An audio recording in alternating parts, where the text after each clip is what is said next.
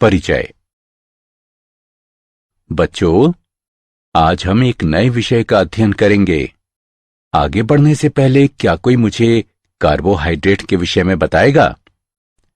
हाँ सर, इससे हमारे शरीर को ऊर्जा मिलती है।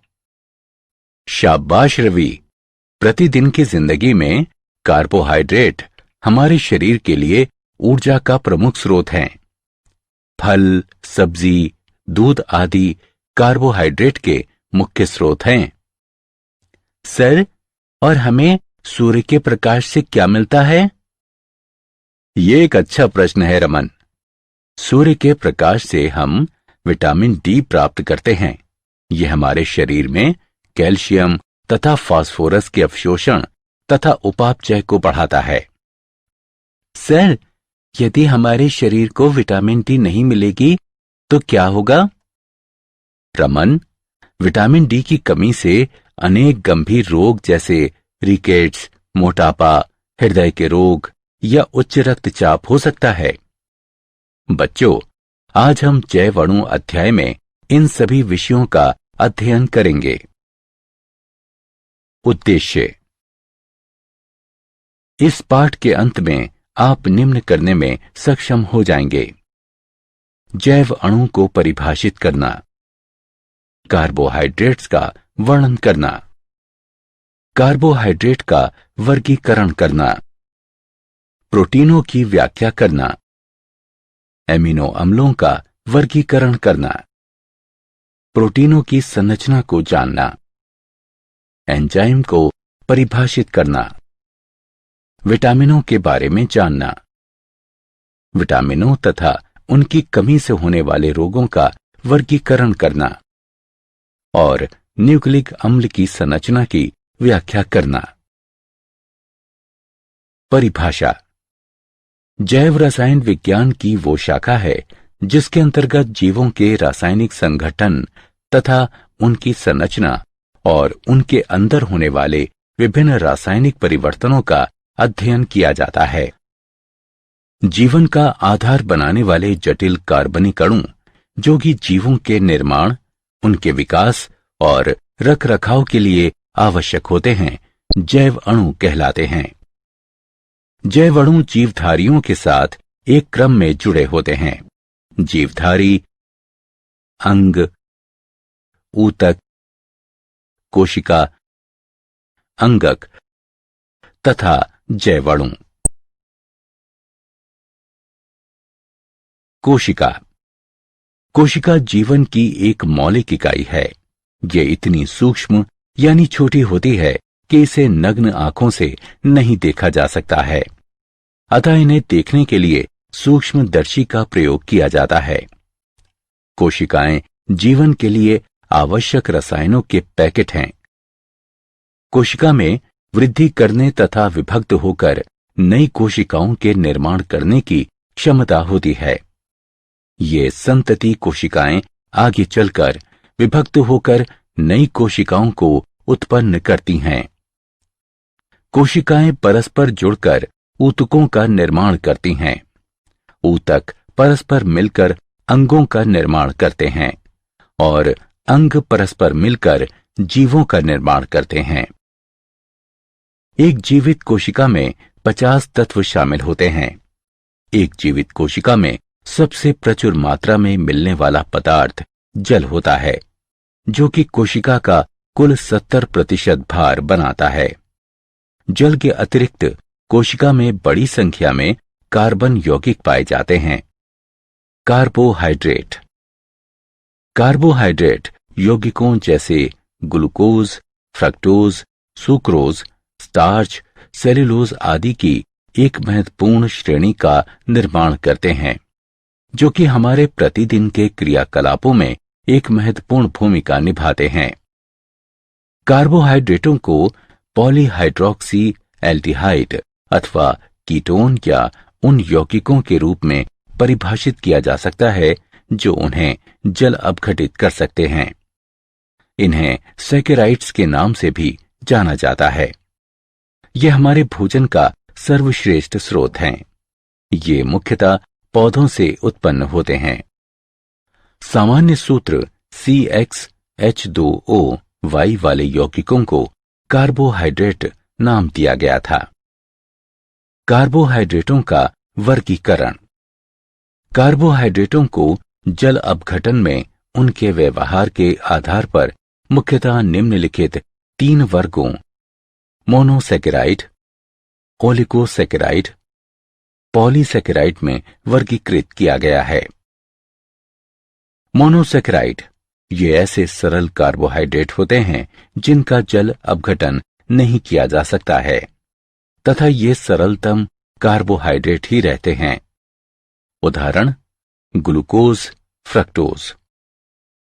ओलिगोसैकेराइड ये ऐसे कार्बोहाइड्रेट हैं जो कि जल अपघटन द्वारा मोनोसैकेराइड की 2 से 9 इकाइयां देते हैं। इनकी उपश्रेणियां होती हैं जो कि एक निश्चित ओलिगोसैकेराइड के जल अपघटन द्वारा निर्मित मोनोसैकेराइड इकाइयों की वास्तविक संख्या पर निर्भर करती हैं। डाइसैकेराइड के जल अपघटन से मोनोसैकेराइड की 2 इकाइयां प्राप्त होती हैं। उदाहरण माल्टोज, सुक्रोज। ट्राइसैकेराइड के जल अपघटन से मोनोसैकेराइड की 3 इकाइयां प्राप्त होती हैं। उदाहरण रैफिनोज। टेट्रासैकेराइड के जल अपघटन से मोनोसैकेराइड की 4 इकाइयां प्राप्त होती हैं। उदाहरण स्टेकिलोज। पॉलीसैकेराइड ये ऐसे कार्बोहाइड्रेट हैं जो कि बहुलक अणु होते हैं तथा जिनके जल अपघटन से अनेक संख्या में मोनोसैकेराइड की इकाइयां प्राप्त होती हैं। उदाहरण स्टार्च, ग्लाइकोजन तथा सेल्यूलोज। मोनोसैकेराइड्स एल्डिहाइड समूह वाले मोनोसैकेराइड्स एल्डोज कहलाते हैं, जबकि कीटोनिक समूह वाले मोनोसैकेराइड्स कीटोज कहलाते हैं। कार्बन परमाणुओं की संख्या के आधार पर इन्हें विभिन्न श्रेणियों में वर्गीकृत किया जा सकता है। 3, 4, 5, 6 तथा 7 कार्बन परमाणुओं वाले मोनोसैकेराइड्स क्रमशः ट्रायोज, टेट्रोज, पेंटोज, हेक्सोज तथा हेप्टोज कहलाते हैं। डी ग्लूकोज, डी गैलेक्टोज तथा डी मैन्नोज 3 मुख्य एल्डोहेक्सोज हैं जो प्रकृति में व्यापक रूप से पाए जाते हैं। मोनोसैकेराइड के नाम के पहले लगा हुआ डी अक्षर विन्यास को दर्शाता है क्योंकि ये ग्लिसरैल्डिहाइड से व्युत्पन्न हुए हैं। ग्लिसरैल्डिहाइड 2 प्रतिबिंब विन्यास को दर्शाता है। Glucose C6H12O6। ग्लूकोज प्रकृति में मुक्त अथवा संयुक्त अवस्था में पाया जाता है। मुक्त अवस्था में ये मीठे फलों तथा शहद में उपस्थित होता है। पके हुए अंगूरों में 20% से अधिक ग्लूकोज पाया जाता है। संयुक्त अवस्था में ग्लूकोज डाइसैकेराइड तथा पॉलीसैकेराइड में पाया जाता है। जल अपघटन पर माल्टोज तथा स्टार्च ग्लूकोज उत्पन्न करते हैं। ग्लूकोज को बनाने की विधियां निम्न हैं। इक्षु शर्करा के जल अपघटन द्वारा ये अल्कोहल की उपस्थिति में तनु हाइड्रोक्लोरिक अम्ल के प्रयोग द्वारा इक्षु शर्करा के जल अपघटन से बनाया जा सकता है। ग्लूकोज तथा फ्रक्टोज दोनों समान मात्रा में निर्मित होते हैं। ग्लूकोज फ्रक्टोज की तुलना में इथाइल अल्कोहल में कम घुलनशील होता है, अतः ये क्रिस्टलों के रूप में निकलता है। स्टार्च के जल अपघटन द्वारा औद्योगिक स्तर पर ग्लूकोज को स्टार्च के जल अपघटन से प्राप्त किया जाता है। इसके लिए स्टार्च को तनु सल्फ्यूरिक अम्ल के साथ 393 केल्विन और 2 से 3 बार ताप पर क्वथन किया जाता है। ग्लूकोज की रासायनिक अभिक्रियाएं। ग्लूकोज की खुली श्रृंखला संरचना में एक एल्डिहाइड समूह, एक प्राथमिक एल्कोहलिक समूह और 4 द्वितीयक एल्कोहलिक समूह पाए जाते हैं। ग्लूकोज हाइड्रोजन साइनाइड के साथ संयोग करके ग्लूकोज साइनोहाइड्रिन का निर्माण करता है। ग्लूकोज हाइड्रोक्सिल एमीन के साथ अभिक्रिया करने पर एक ऑक्सिन जैसे एल्डिहाइड देता है। ग्लूकोज फिनाइल हाइड्राजीन के साथ अभिक्रिया करके फिनाइल हाइड्राजोन देता है। ग्लूकोज एसिटिक एनहाइड्राइड के साथ अभिक्रिया करके पेंटा एसीटेट बनाता है, जो ग्लूकोज में 5 OH समूहों की उपस्थिति की पुष्टि करता है। दुर्बल ऑक्सीकरण कर्मक द्वारा ग्लूकोज ऑक्सीकृत होकर ग्लूकोनिक अम्ल का निर्माण करता है। सुदृढ़ ऑक्सीकरण कर्मक द्वारा ग्लूकोज ऑक्सीकृत होकर ग्लूकैरिक अम्ल का निर्माण करता है। सोडियम अमलगम के साथ अपचयन करके ग्लूकोज सार्बिटाल एक हेक्साहाइड्रिक एल्कोहल में अपचयित हो जाता है। जब ग्लूकोज तनुक्षारीय विलयन के साथ अभिक्रिया करता है, तब ये उत्क्रमणीय समावयवीकरण से होकर गुजरता है तथा डी ग्लूकोज, डी मैन्नोज तथा डी फ्रक्टोज का साम्य मिश्रण बनाता है। ये टॉलिन अभिकर्मक, फेलिंग विलयन तथा बेनेडिक्ट विलयन को अपचयित करता है। ग्लूकोज की चक्रीय संरचना। कुछ साक्ष्य ये संकेत करते हैं कि डी ग्लूकोज की विवृत श्रृंखला संरचना साम्यावस्था में प्राथमिक रूप से 2 चक्रीय रूपों के साथ पाई जाती है। ये अनेक अभिक्रियाएं CHO समूह की अनुपस्थिति को दर्शाती हैं। ग्लूकोज 2 भिन्न क्रिस्टलीय रूपों में पाया जाता है, जिन्हें अल्फा तथा बीटा कहते हैं। ग्लूकोज का अल्फा रूप गलनांक 303 केल्विन इसके सांद्र विलयन से 303 केल्विन ताप पर क्रिस्टलीकरण द्वारा प्राप्त किया जाता है, जबकि ग्लूकोज का बीटा रूप गलनांक 373 केल्विन पर ग्लूकोज के गर्म एवं संतृप्त विलयन से इसके क्रिस्टलीकरण से प्राप्त किया जाता है। ये परिवर्ती ध्रुवण घूर्णन को दर्शाती है। एक ध्रुवण घूर्णक यौगिक के विशेष घूर्णन का साम्यावस्था में परिवर्तन होना परिवर्ती ध्रुवण घूर्णन कहलाता है। यह परीक्षण इस तथ्य को दर्शाता है कि शर्कराएं साधारणतः चक्रीय हेमी एसिटेल या हेमिकीटल संरचनाओं के रूप में पाई जाती हैं तथा केवल बहुत कम अणु ही विवृत श्रृंखला संरचना में पाए जाते हैं। हावर्त संरचनाएं। चक्रीयकरण के परिणाम स्वरूप एनोमेरिक कार्बन असम्मित हो जाता है तथा फिशर प्रक्षेप में नवीन निर्मित OH समूह या तो बाईं तरफ अथवा दाईं तरफ पाया जाता है। इसके परिणाम स्वरूप 2 समावयवी बनते हैं। ऐसे समावयवी जिनमें हाइड्रोक्सिल समूह C1 के दाईं तरफ स्थित होता है, अल्फा डी समावयवी कहलाते हैं। ऐसे समावयवी जिनमें हाइड्रोक्सिल समूह C1 के बाईं तरफ स्थित होता है, बीटा डी समावयवी कहलाते हैं। हावर्त संरचना में वलय यानी रिंग के निचले मोटे किनारे यानी सिरे पर्यवेक्षक के सबसे पास होते हैं। फिशर प्रक्षेप में दाईं तरफ वाले समूह हावर्त संरचना में वलय यानी रिंग की सतह के नीचे लिखे होते हैं। फिशर प्रक्षेप में बाईं तरफ वाले समूह हावर्त संरचना में वलय यानी रिंग की सतह के ऊपर लिखे होते हैं। फ्रक्टोज। फ्रक्टोज पौधों में पाया जाने वाला एक सरल मोनोसेकेराइड है। ग्लूकोज तथा ग्लैक्टोज के साथ ये 3 खाद्य मोनोसेकेराइडों में से एक है, जो कि पाचन के दौरान सीधे ही रुधिर धारा में अवशोषित हो जाते हैं। पके हुए फलों के रसों तथा शहद में ये ग्लूकोज के साथ पाया जाता है। ये लेव्युलोज भी कहलाता है, क्योंकि प्राकृतिक फ्रक्टोज लेवोरोटेटरी होता है। संयुक्त अवस्था में ये सुक्रोज तथा इन्युलिन नामक पॉलीसेकेराइड में पाया जाता है। औद्योगिक स्तर पर ये तनु सल्फ्यूरिक अम्ल से इन्युलिन के जल अपघटन द्वारा बनाया जाता है।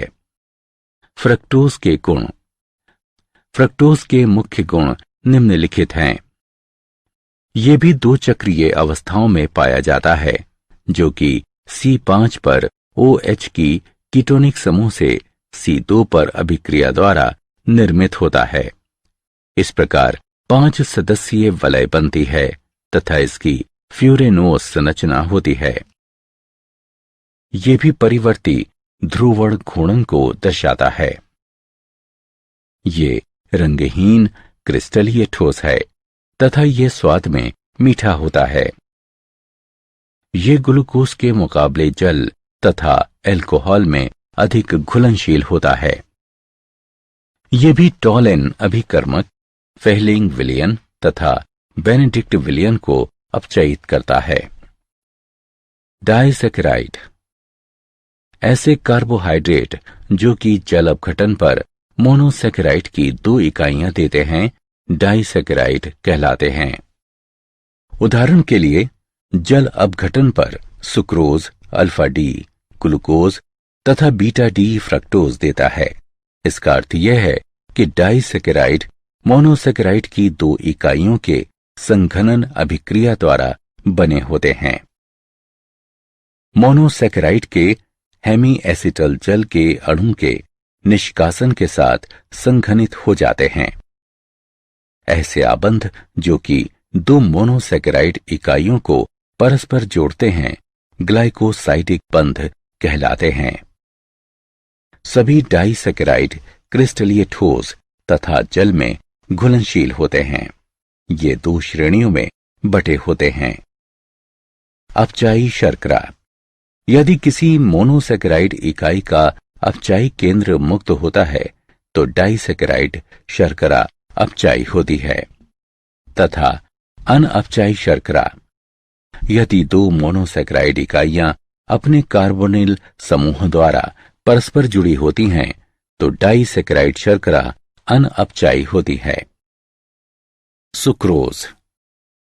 सुक्रोज सर्वाधिक मात्रा में पाया जाने वाला डाइसैकेराइड है तथा ये सभी प्रकाश संश्लेषी पौधों में पाया जाता है। ये एक सफेद क्रिस्टलीय ठोस है जो कि जल में घुलनशील होता है।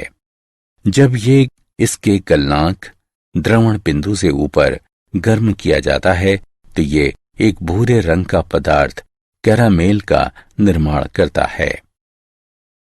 औद्योगिक रूप से ये गन्ने तथा चुकंदर से निकाला जाता है। सुक्रोज का जल अपघटन तनु अम्लों अथवा इन्वर्टेज एंजाइम से कराने पर यह समान मात्रा में डी ग्लूकोज तथा डी फ्रक्टोज देता है। सुक्रोज जमा 66.5 डिग्री के विशेष घूर्णन के साथ डेक्स्ट्रो रोटेटरी होता है।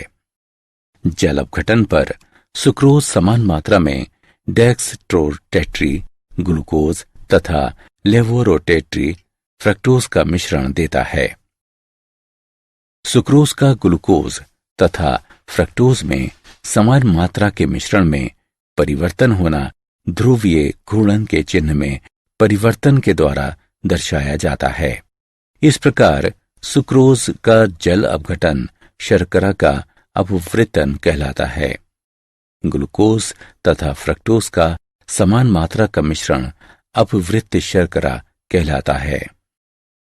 माल्टोज। जब डाइएस्टेज एंजाइम द्वारा स्टार्च का जल अपघटन किया जाता है तो उत्पाद के रूप में माल्टोज बनता है। तनु अम्लों के साथ माल्टोज के 1 मोल का जल अपघटन करने पर डी ग्लूकोज के 2 मोल बनते हैं। माल्टोज एक अपचायी शर्करा है। माल्टोज में 2 डी ग्लूकोज इकाइयां परस्पर अल्फा ग्लाइकोसाइडिक बंध द्वारा जुड़ी होती हैं, जिसमें एक ग्लूकोज इकाई का C1 अन्य इकाई के C4 से जुड़ा होता है। ये स्वाद में मीठा होता है तथा यह प्रकृति में मुक्त अवस्था में नहीं पाया जाता है। इसमें मुक्त एल्डिहाइड पाया जाता है, जिससे इसमें फेलिंग विलयन के अपचयन की क्षमता होती है। एल्डिहाइड समूह ऑक्सीकृत हो जाता है, जिसका अर्थ है कि माल्टोज जल में घुलनशील होता है। जलीय विलयन में ये परिवर्ती ध्रुवण घूर्णन को दर्शाता है। लैक्टोज। लैक्टोज एक डाइसैकेराइड है जो कि गैलेक्टोज तथा ग्लूकोज से मिलकर बना होता है। लैक्टोज अणु की एक विशेष आकृति होती है जो कि प्रकाश सूक्ष्मदर्शी द्वारा देखी जा सकती है। ये मुख्यतः गाय के दूध में पाया जाता है। ये दूध का लगभग 2 से 8% भाग बनाता है। ये दवा उद्योग में प्रयोग किया जाता है। इसके भौतिक गुणों तथा कम मूल्य के कारण ही इसका प्रयोग अधिक प्रचलित है। पॉलीसैकेराइड। पॉलीसैकेराइड मोनोसैकेराइड के बहुलक होते हैं जो कि परस्पर ग्लाइकोसाइडिक बंध द्वारा जुड़े होते हैं। ये ग्लाइकेन्स भी कहलाते हैं। ऐसे पॉलीसैकेराइड जो कि एकल मोनोसैकेराइड के बहुलक होते हैं होमोपॉलीसैकेराइड कहलाते हैं। एक होमोपॉलीसैकेराइड ग्लूकोज की अनेक इकाइयों से मिलकर बने होते हैं जिन्हें ग्लूकेन कहते हैं। 3 महत्वपूर्ण पॉलीसैकेराइड जो कि सभी ग्लूकेन होते हैं, स्टार्च, ग्लाइकोजन तथा सेल्यूलोज होते हैं। ये ग्लूकोज के बहुलक होते हैं तथा एक दूसरे से आणविक भार, ग्लूकोज अणुओं के मध्य बंध की प्रकृति तथा बहुलक श्रृंखला की डिग्री में भिन्न होते हैं। स्टार्च। ये एक सफेद पाउडर होता है जो कि जल में आंशिक रूप से घुलनशील होता है। जब ये जल के साथ गर्म किया जाता है तो ये एक कोलाइडी निस्पंदन बनाता है जिससे 2 मुख्य घटक निष्क्रिय किए जा सकते हैं। एक घटक एमिलोज तथा दूसरा एमिलोपेक्टिन कहलाता है। एमिलोज ये जल में घुलनशील होता है। ये अल्फा डी ग्लूकोज का एक रेखीय बहुलक होता है। एक एमिलोज में 1000 डी ग्लूकोपाइरेनोज इकाइयों से अधिक पाई जाती है जो कि अल्फा ग्लूकाइसाइडिक बंध द्वारा जुड़ी होती है, जिसमें एक इकाई का C1 अगली इकाई के C4 से जुड़ा होता है। एमिलोपेक्टिन ये स्टार्च का जल में अघुलनशील भाग होता है। एक ग्लूकोज इकाई के C6 तथा दूसरे के C1 के मध्य शाखा बनती हैं जो कि 20 से 25 इकाइयों के अंतराल पर पाई जाती हैं। इसका आणविक भार 1 से 6 मिलियन होता है। सेल्यूलोज। सेल्यूलोज डी ग्लूकोज इकाइयों का एक रेखीय बहुलक है जो कि बीटा ग्लाइकोसाइडिक बंध द्वारा जुड़े होते हैं। श्रृंखलाएं निकटवर्ती रज्जुकों की ग्लूकोज इकाइयों के मध्य पाए जाने वाले हाइड्रोजन बंधुओं द्वारा जुड़ी रहती हैं। श्रृंखलाओं का विन्यास बंडलों का निर्माण करता है जो कि इसकी संरचना को उभार प्रदान करता है। सेल्यूलोज डी ग्लूकोज इकाइयों के संघनन से भी बनता है। ये टॉलिन अभिकर्मक या फेलिंग विलयन को अपचयित नहीं करता है।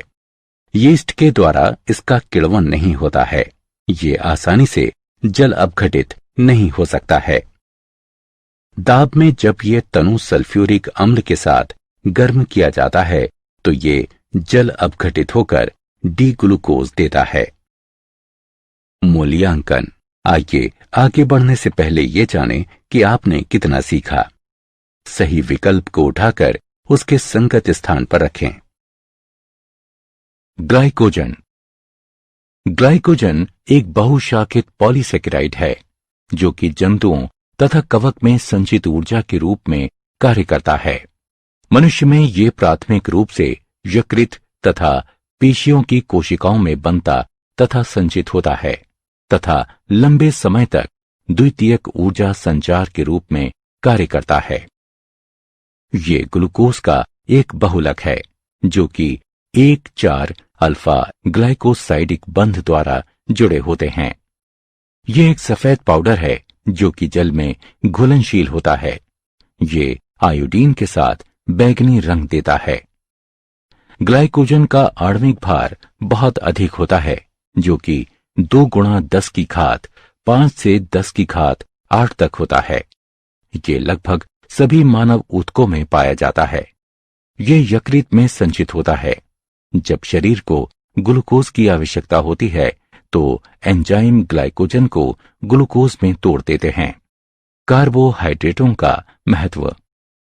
ये जैव ईंधन के रूप में कार्य करते हैं तथा जीवधारियों के कार्यों को करने के लिए ऊर्जा प्रदान करते हैं। ये कोशिका झिल्ली के घटकों के रूप में कार्य करते हैं। ये वसीय अम्लों के खंडन में सहायक होते हैं तथा कीटोसिस को रोकते हैं। सेल्यूलोज के व्युत्पन्न विस्फोटक सेलुलाइट बनाने में उपयोग में लाए जाते हैं। ये शरीर में विभिन्न उपापचयी क्रियाओं के नियंत्रण में सहायक हैं। सेल्यूलोज एसीटेट का उपयोग फोटोग्राफिक फिल्म तथा पैकेजिंग पदार्थों में किया जाता है। ये पौधों में संचित भोजन के रूप में उपस्थित होते हैं जैसे कि स्टार्च। प्रोटीन। जीवित तंत्र में प्रोटीन सर्वाधिक प्रचुरता में पाया जाने वाला जैव अणु है।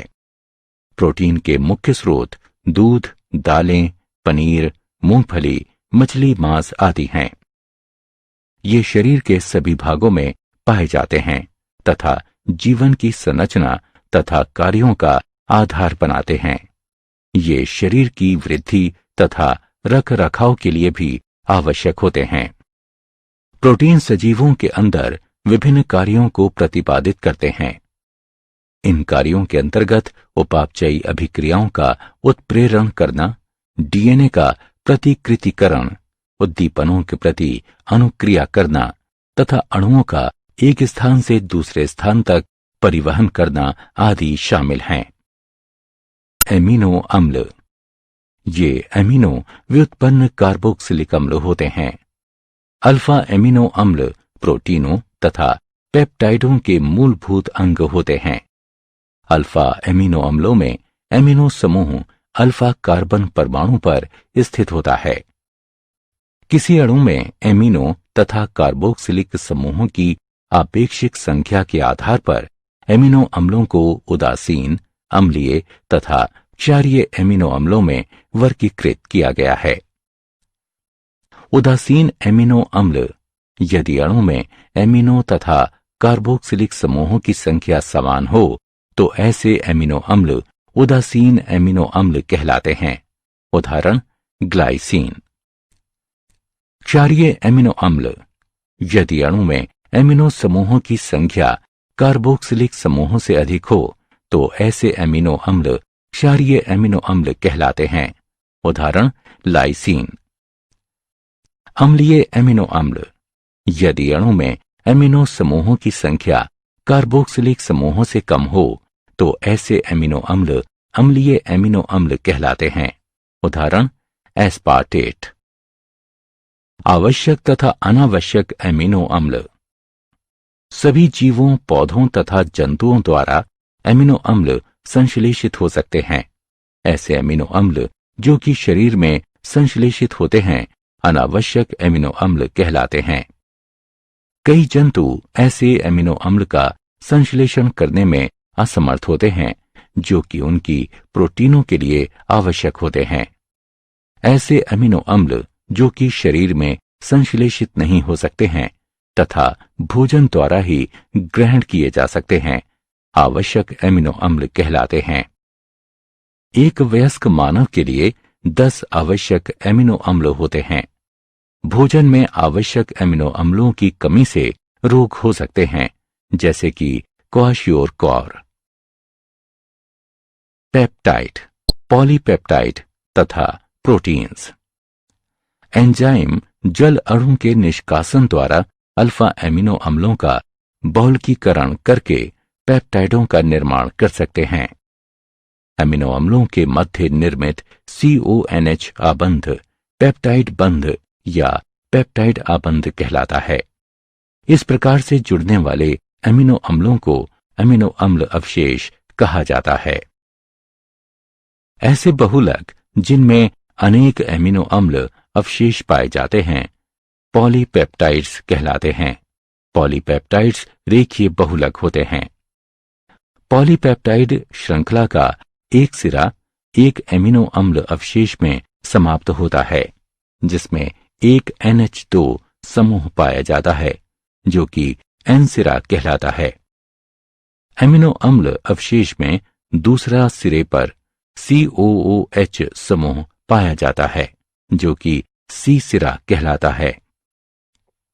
प्रोटीन्स ऐसे अणु होते हैं जिनमें एक या अधिक पॉलीपेप्टाइड श्रृंखलाएं पाई जाती हैं तथा आणविक द्रव्यमान 10,000 से अधिक होता है। एक पेप्टाइड में बंधों का एक विशेष होता है, जो कि एमिनो अम्ल क्रम कहलाता है।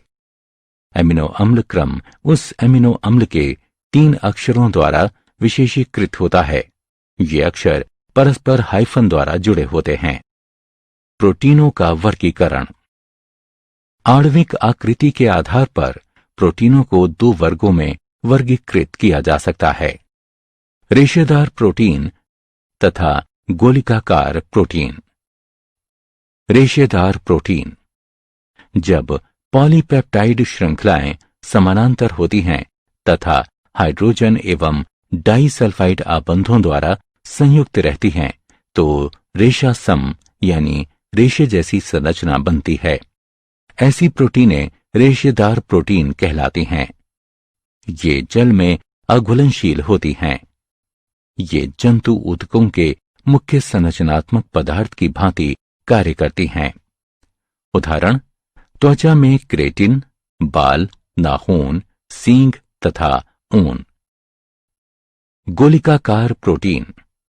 जब पॉलीपेप्टाइड की श्रृंखलाएं कुंडली बनाकर गोलाकृति प्राप्त कर लेती हैं, तो ऐसी संरचनाएं प्राप्त होती हैं। इनमें दुर्बल अंतरा आणविक बल पाया जाता है। ये जल में घुलनशील होती हैं। ये जैविक अभिक्रियाओं को उत्प्रेरित करती हैं। उदाहरण, इंसुलिन तथा थायरोग्लोबिन। ये उपापचयी गतिविधियों के नियामकों की भांति कार्य करती हैं। उदाहरण के लिए, इंसुलिन रक्त शर्करा के स्तर को नियंत्रित करता है। ये प्रतिजैविकों की भांति कार्य करती हैं तथा रोगों से शरीर की रक्षा करती हैं।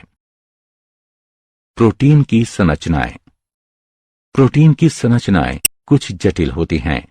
प्रोटीन की संरचनाओं को 4 स्तरों पर रखा गया है: प्राथमिक, द्वितीयक, तृतीयक तथा चतुष्क संरचनाएं। प्राथमिक संरचना। किसी प्रोटीन में विभिन्न एमिनो अम्लों के व्यवस्थित होने का क्रम प्रोटीन की प्राथमिक संरचना कहलाती है। एमिनो अम्लों के क्रम में कोई भी परिवर्तन होने पर अन्य प्रोटीन का निर्माण होता है, जो कि जैविक कार्यों को भी बदल देते हैं। द्वितीयक संरचना। किसी प्रोटीन की द्वितीयक संरचना का संबंध उस आकृति से है जिसमें पॉलीपेप्टाइड श्रृंखला विद्यमान होती है। ये 2 भिन्न प्रकार की संरचनाओं में विद्यमान होती हैं: अल्फा हेलिक्स तथा बीटा प्लीटेड शीट संरचना। अल्फा हेलिक्स संरचना पॉलीपेप्टाइड श्रृंखलाओं के नियमित कुंडलन, जो कि अंतरा आणविक बंधों द्वारा स्थापित होता है, उसके परिणाम स्वरूप बनती है। उदाहरण, किरेटिन। बीटा प्लीटेड संरचना में सभी पॉलीपेप्टाइड श्रृंखलाएं लगभग अधिकतम विस्तार तक खिंची रहकर एक दूसरे के पाश में स्थित होती हैं तथा आपस में अंतरा आणविक हाइड्रोजन आबंध द्वारा जुड़ी रहती हैं। उदाहरण, रेशम, सिल्क। तृतीयक संरचना। ये द्वितीयक संरचना के और अधिक वलन यानी लिपटना को प्रदर्शित करती हैं। चतुष्क संरचना। कुछ प्रोटीनें दो या अधिक पॉलीपेप्टाइड श्रृंखलाओं से मिलकर बनी होती हैं, जिन्हें उप इकाइयों के रूप में जाना जाता है। इन उप इकाइयों का सप्रिल विन्यास एक दूसरे के प्रति चतुष्क संरचना कहलाती है। प्रोटीनों का विकृतीकरण। जैविक निकाय में पाई जाने वाली विशेष त्रिविमा संरचना तथा जैविक सक्रियता वाले प्रोटीन प्राकृत प्रोटीन कहलाता है। जब प्राकृत प्रोटीन में भौतिक परिवर्तन करते हैं, जैसे ताप में परिवर्तन अथवा रासायनिक परिवर्तन करते हैं, जैसे पीएच में परिवर्तन आदि किया जाता है, तो हाइड्रोजन आबंधों में अस्त व्यस्तता उत्पन्न हो जाती है। स्कंदन भी प्रोटीन की जैविक क्रियाओं को खो देता है। इस प्रकार निर्मित स्कंदन प्रोटीनें विकृतीकृत प्रोटीनें कहलाती हैं।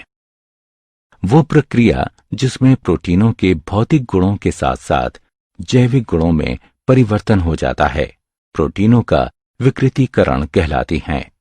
उदाहरण, अंडे की सफेदी का स्कंदन तथा दही का जमना। एंजाइम। एंजाइम जैव उत्प्रेरक होते हैं। ये साधारणतः गोलिकाकार प्रोटीन होते हैं, जो कि जैव तंत्रों में जैव उत्प्रेरकों की भांति कार्य करते हैं। इनमें अभिक्रियाओं की गति तीव्र करने की अद्भुत क्षमता होती है। उदाहरण के लिए, यदि हमारे भोजन नलिका में एंजाइम उपस्थित नहीं होते, तो एक बार के भोजन के पाचन में लगभग 50 वर्ष का समय लगेगा।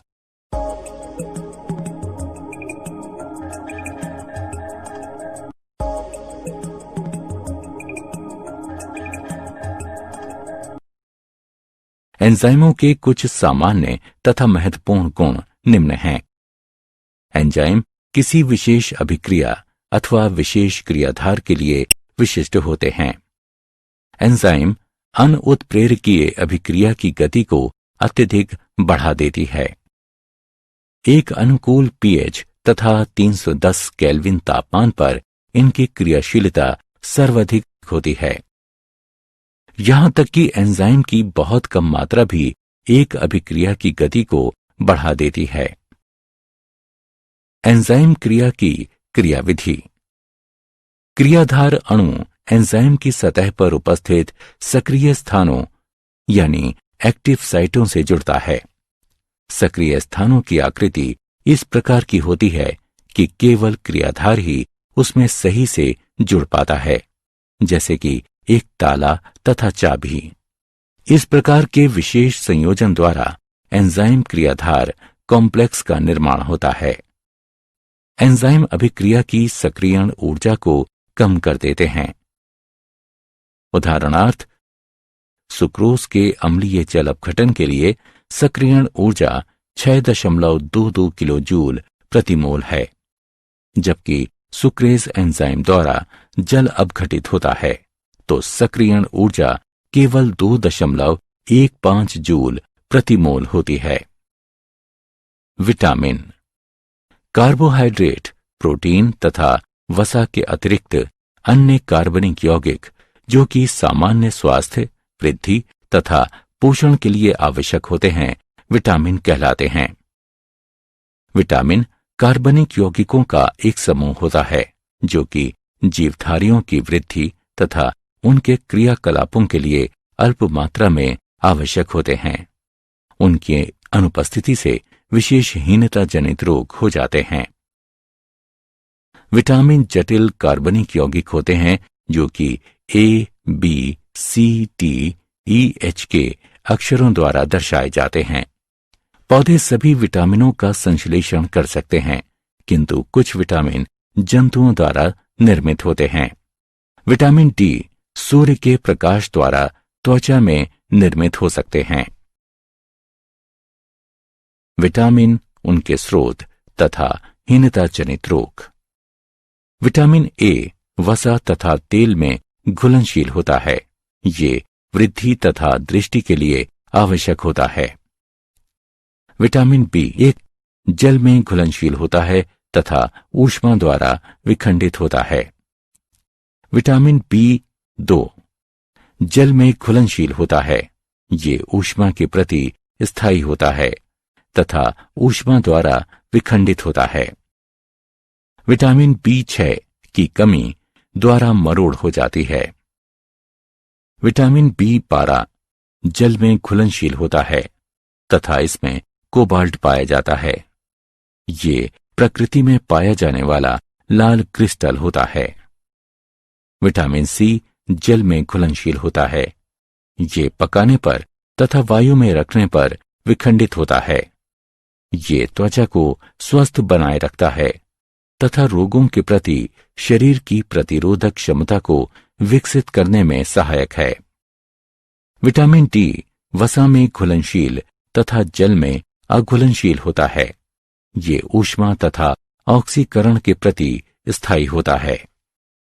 विटामिन E वसा में घुलनशील तथा जल में अघुलनशील होता है। ये ऊष्मा तथा ऑक्सीकरण के प्रति स्थायी होता है। विटामिन H वसा तथा जल में अघुलनशील होता है। विटामिन K वसा में घुलनशील तथा जल में अघुलनशील होता है। ये ऊष्मा तथा ऑक्सीकरण के प्रति स्थायी होता है। विटामिनों का वर्गीकरण। विटामिनों की घुलनशीलता के आधार पर इन्हें दो मुख्य श्रेणियों में वर्गीकृत किया गया है। वसा विलय विटामिन। इस वर्ग में उन विटामिनों को रखा गया है जो वसा तथा तेल में विलय होते हैं परंतु जल में अविलय। ये विटामिन A, D, E तथा K हैं। ये यकृत तथा एडिपोज यानी वसा संग्रहित करने वाला ऊतक में संग्रहित रहते हैं। इन विटामिनों को अधिक मात्रा में ग्रहण करने पर अधिविटामिनता हो जाती है। जल में विलय विटामिन। बी वर्ग के विटामिन तथा विटामिन C जल में विलय होते हैं, अतः इन्हें एक साथ इस वर्ग में रखा गया है। जल में विलय विटामिन की पूर्ति हमारे आहार में नियमित रूप से होनी चाहिए क्योंकि इन्हें हमारे शरीर में संचित नहीं किया जा सकता है। विटामिन H एक अपवाद है क्योंकि ये जल तथा वसा में अघुलनशील होता है। न्यूक्लिक अम्ल। न्यूक्लिक अम्ल न्यूक्लियोटाइडों की लंबी श्रृंखला वाले बहुलक होते हैं। ये आनुवंशिक गुणों के स्थानांतरण तथा प्रोटीनों के जैव संश्लेषण में महत्वपूर्ण भूमिका निभाते हैं। न्यूक्लिक अम्ल प्रोटीनों के साथ संयुग्मित होकर न्यूक्लियोप्रोटीन का निर्माण करते हैं। न्यूक्लिक अम्ल दो प्रकार के होते हैं, डीऑक्सीराइबोस न्यूक्लिक अम्ल यानी DNA तथा राइबोस न्यूक्लिक अम्ल यानी RNA। न्यूक्लिक अम्ल में N युक्त दो प्रकार के विषम चक्रीय क्षारक पाए जाते हैं, प्यूरिन तथा पिरिमिडिन। प्यूरिन क्षारक एडेनिन तथा ग्वानिन प्यूरिन क्षारकों की श्रेणी में आते हैं क्योंकि इनमें प्यूरिन की भांति विषम चक्रीय यौगिक पाए जाते हैं। पिरिमिडिन क्षारक ये ऐसे यौगिकों का एक समूह है जिसके अंतर्गत साइटोसिन, थायमीन तथा यूरेसिल आते हैं जो कि न्यूक्लिक अम्लों के घटक हैं। DNA तथा RNA। डीऑक्सीराइबोस न्यूक्लिक अम्ल ये डीऑक्सीराइबोस पेंटोज शर्करा तथा एडेनिन, ग्वानिन, थायमीन तथा साइटोसिन क्षारों से मिलकर बना होता है। शर्करा इकाई के C5 पर एक फॉस्फेट समूह उपस्थित होता है। डीऑक्सीराइबो न्यूक्लियोटाइड्स की इकाइयां फॉस्फेट समूह द्वारा जुड़ी होती हैं। इस प्रकार ये डीऑक्सीराइबो न्यूक्लियोटाइड्स के जैव बहुलक होते हैं तथा इनमें पॉलीन्यूक्लियोटाइड्स की द्विकुंडलित संरचना पाई जाती है। DNA के दोनों रज्जुक परस्पर एक दूसरे के पूरक होते हैं। ये आनुवांशिक सूचनाओं का वाहक होता है तथा विशिष्ट प्रोटीन के निर्माण के लिए ये सूचनाओं तथा निर्देशों को कोशिका में भेजता है। राइबोस न्यूक्लिक अम्ल इसमें राइबोस शर्करा 2 प्रीमिटीन तथा 2 प्यूरिन क्षारक पाए जाते हैं। शर्करा इकाई के C5 पर एक फॉस्फेट समूह उपस्थित होता है। राइबो न्यूक्लियोटाइड्स की इकाइयां फॉस्फेट समूह द्वारा जुड़ी होती हैं। ये राइबो न्यूक्लियोटाइड्स के जैव बहुलक होते हैं तथा एकल कुंडलित संरचना पाई जाती है। आरएनए मेमोरी को संचित करने की प्रक्रिया से जुड़ा होता है तथा ये प्रोटीन के जैव संश्लेषण में सहायक है। न्यूक्लिक अम्लों के जैविक कार्य। आनुवंशिक स्थानांतरण। डीएनए की द्विकुंडलित संरचना जीव की आनुवंशिक सूचनाओं का संग्रह घर होता है। वो प्रक्रिया जिसके द्वारा एक डीएनए अणु कोशिका के केंद्रक में स्वयं 2 समान अणुओं का निर्माण करता है, प्रतिकरण कहलाता है। प्रोटीन संश्लेषण। ये प्रोटीन के संश्लेषण में एक महत्वपूर्ण भूमिका निभाता है। ये 2 चरणों में पूर्ण होता है। अनुलेखन। डीएनए की एक रज्जुक से आनुवंशिक सूचनाओं का आरएनए में प्रतिलिपिकरण करने की प्रक्रिया को अनुलेखन कहते हैं। स्थानांतरण। स्थानांतरण या रूपांतरण वो प्रक्रिया है जिसमें अमीनो अम्लों के बहुलकन से पॉलीपेप्टाइड का निर्माण होता है। एमिनो अम्लों के क्रम व अनुक्रम दूत आरएनए में पाए जाने वाले क्षारों के अनुक्रम पर निर्भर करता है।